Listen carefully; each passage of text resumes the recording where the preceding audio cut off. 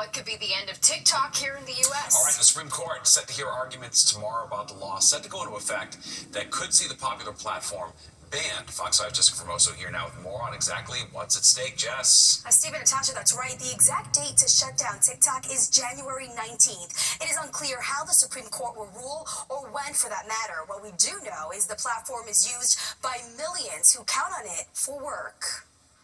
It's the legal battle over free speech and national security. The argument is that because it's a company from the communist Chinese regime, that it doesn't have the same free speech rights. On Friday, the fate of TikTok will be in the hands of the U.S. Supreme Court. The justices set to hear oral arguments over whether the government can ban the social media platform, a platform that is used by about 170 million Americans.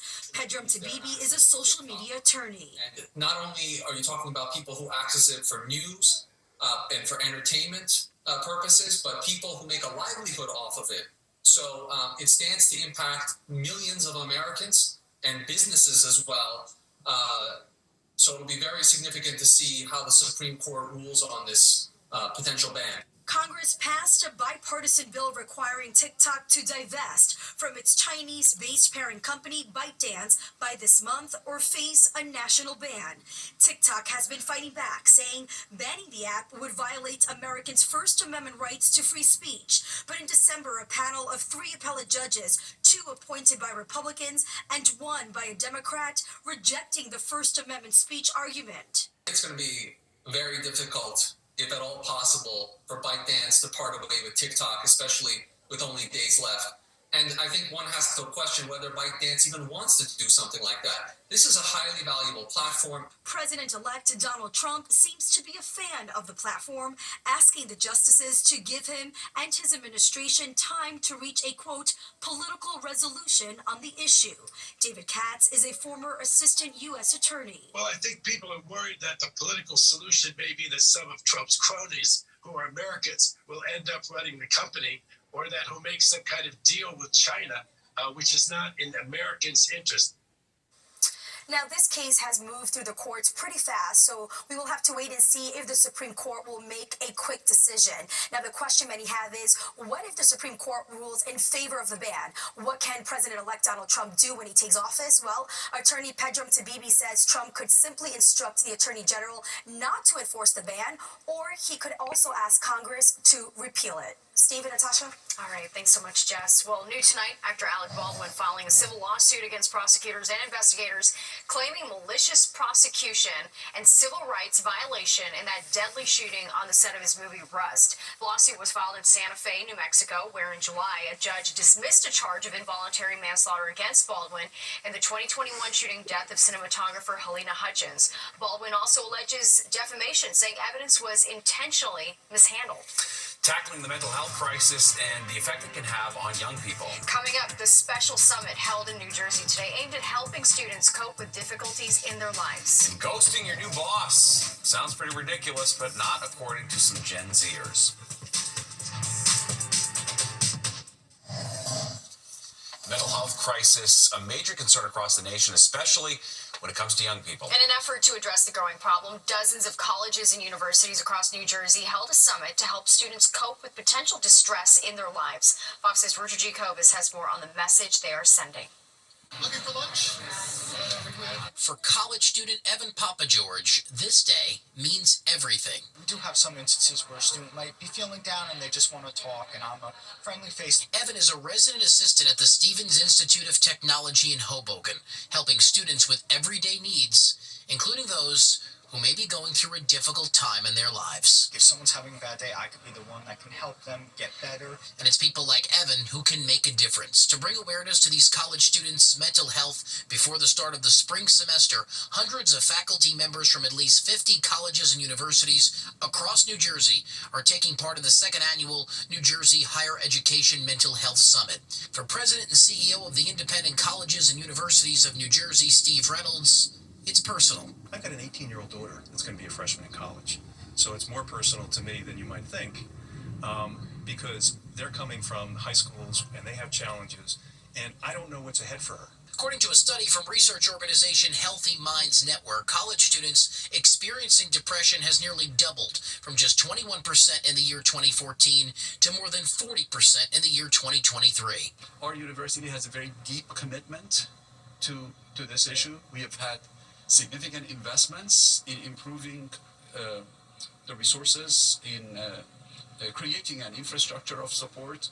And it's not just the college and university presidents and professors here at this summit. It's anyone who faces a student every day on campus. It could be an admissions counselor, an athletic director or coach, or even the security guard, in the hopes that if they recognize a student going through some type of trauma, they can intervene and potentially save a life. That first sign when something just goes, that light bulb goes off in your head where there's something off with Nancy or Johnny or whoever it is today, and let me reach out and offer that warm hand. Thank you for having me. In Hoboken, Richard Giacobas, Fox 5 News. Well, a cat defying gravity in Midtown to escape the flames. And it just runs away. Catastrophe's been averted, but now that cat needs your help to get back on its feet. And move over, Dry January. Are you ready for No Spend January? It's a thing. We'll explain.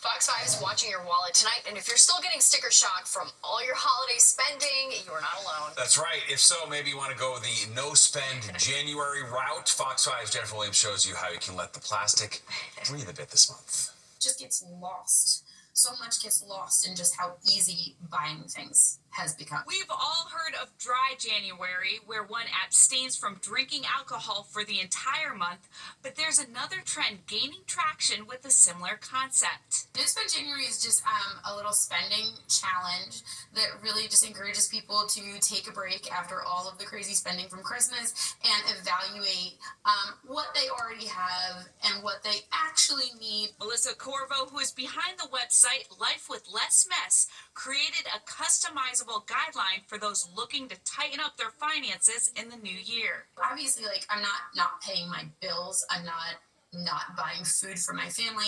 So I've created certain rules based on some of my weaknesses that I think I need to work on as a way to be a grown-up. I don't think it needs to be extreme, but let's be responsible with our money here. So usually the things you hear about when people say I'm doing no spend January, that's I'm not ordering takeout anymore. I'm not going to go out to dinner every Friday night, with my friends. I'm going to cook at home. We're not going to go to the bars.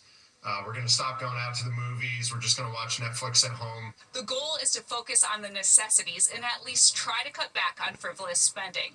I would rather see people be a little bit more realistic. Set these goals that are attainable, that then you can feel good about, and then that can transition further into the year, into the first quarter, then into the summer and beyond. Brian Caderna, a financial planner, says consider cutting out something small that adds up, like a daily coffee. So work in small steps, not such a grand move as cutting out all spending. And would you ever consider it?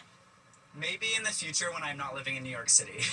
January is actually the best time to spend. That's when everything goes on sale, to be honest. It's my favorite time of the year to buy stuff. On the Upper East Side, Jennifer Williams, Fox 5 News. I am a sucker for those fake post-holiday sales and markdowns. I love it. It's hard to distinguish what's essential and what's not. That's true. This is true. Especially here in New York. Yeah. All right, let's get a check at the forecast now with Nick. The good news is you're stuck at home and you're online shopping. It's just so that's easy. The problem. Yeah, being stuck at home used to mean you couldn't spend money. Now it's just you're spending more than ever. It's crazy. You sit there and go, I'm not going to do it. I'm not going to do it. Oh, I just did it. It's so easy. Yeah, well, we'll start to turn the corner on this really cold Arctic air soon. But still, tonight, it is pretty brutal out there. The wind is still strong, and the temperature is still quite cold. And the sky just has a few scattered clouds. It's really mainly a clear sky. But look at the wind today. These are the highest wind gusts. Bating Hollow, Long Island. Jackpot there, 63. Wantage in New Jersey, 57. LaGuardia, 55. White Plains and even Midtown Manhattan broke that 50-mile-per-hour mark. And, again, it's still pretty strong and gusty now. 33-22 the split, way below the average. And 64 minus 1 is now the records for the day. And we're going to get close to average here tomorrow and probably for the next couple of days, too. 28 now clear. Still a strong northwest wind. Humidity's dry. Rising pressure sign there, 2985. A good weather sign for sure. Okay, but the cold is in play.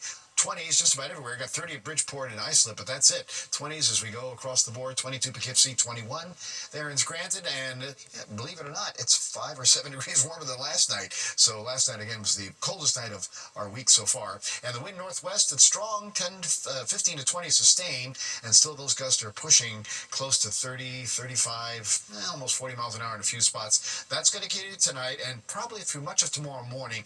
Then we're going to get a little break in the wind, I think, starting tomorrow afternoon. But right now, those wind chills, just about everywhere you look, are in the mid-teens. Again, highs for the day. A couple areas above freezing, like Islip, and right just above that in the Hamptons. Look at Bridgeport, squeaking out 39. 35 Belmar, same for Poughkeepsie. Tomorrow we'll see numbers get close to 40. I think something's going to hit 40 degrees in the area tomorrow. But cold upstate, 20 there to Rochester, down to State College, down to Cleveland there, 23, 30s to Washington, and the 20s returning Chicago, Cincinnati, back to 36 down in Nashville, where they're getting a snowstorm tonight into tomorrow. All right, we're not getting a snowstorm here. We're just getting a cold, clear sky, that strong northwesterly wind. But if you take a look at the big view, that Arctic high pressure has landed right here across parts of Ohio into Kentucky, and this whole system's kind of falling apart. This is the main player now, and it is producing again that ice and rain and snow in the Dallas area, and that's going to stretch across a lot of the southern states, causing big problems there as we head into tomorrow. But that storm's going to stay south of our area. We were worried about potentially getting closer, but the trend the last couple of days, as we've been talking about here, is that it's not going to happen. So we'll see a couple snow showers with it. I'll show you that in here in just a minute. But overnight and tomorrow morning, temperatures mid-upper 20s in town, upper teens, low 20s north and west. Tomorrow, sun gives into some clouds, but look at the temperatures again. A couple 40-degree pops tomorrow, high 30s just about everywhere else. And then tomorrow night, here's that system moving through. Like I said, this is about the worst of it. Just some snow showers in the first part of Saturday morning. Then some sun will come back in for Saturday afternoon. Winds will start dying down after tomorrow morning. They're still gusting to 30, 35, and then they'll quiet down after that. Going to 26 in town tonight, 17 to mid-20s in some of the suburbs north and west, still rather windy.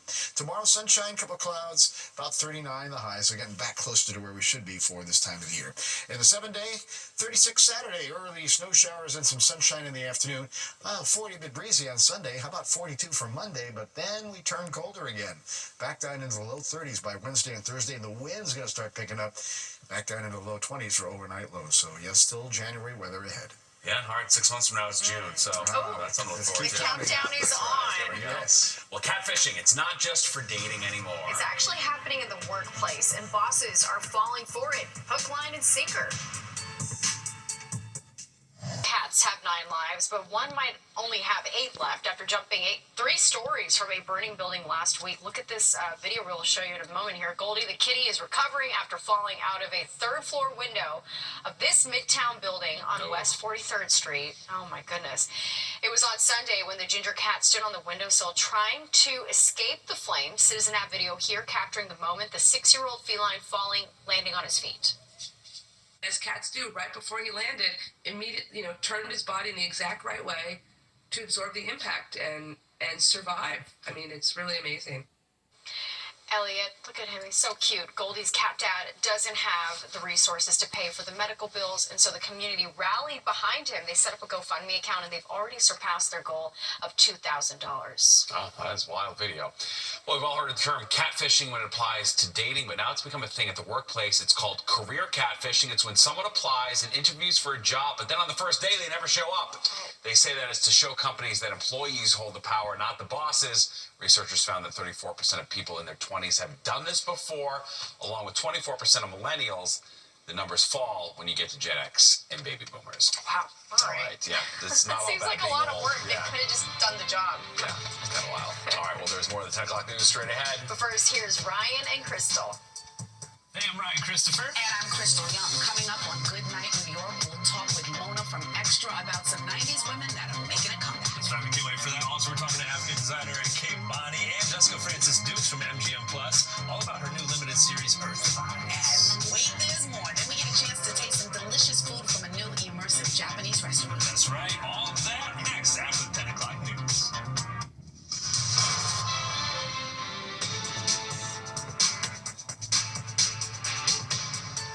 We got It's cold weather on the way, right? Go boy. Yes, we do. We have temperatures tonight, upper teens to low 20s in the suburbs, mid-20s, some upper 20s in the city. Clear skies, feel strong gusty wind. Windy tomorrow morning, a little bait in the afternoon, we'll hit 39. Little snow shower activity early Saturday, then some sun, 36. Not bad Sunday, a little breezy. Back to 42 Monday, but then it turns colder again and windy as we return to the middle of next week. All right, we have low expectations. It is January. All right, that does it for us, Nick. Thank you. If you've missed any part of the 10 o'clock news, you can always catch an encore on our free streaming app, Fox Local. Just scan the QR code on your screen and download the free Fox Local app on your phone where you can stream our newscasts anytime. Have a great night. We'll see you tomorrow.